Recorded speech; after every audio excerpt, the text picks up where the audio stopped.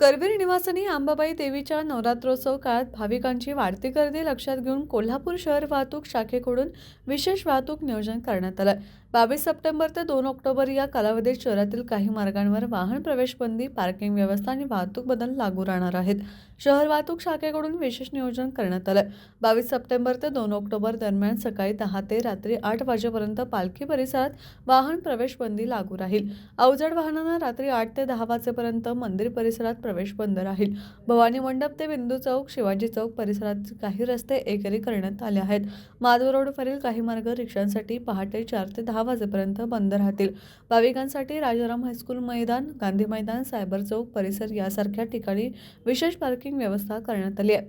केएमटीच्या बसेसना पर्यायी मार्ग दिला असून रिक्षा स्टॉपमध्येही बदल करण्यात आले आहेत.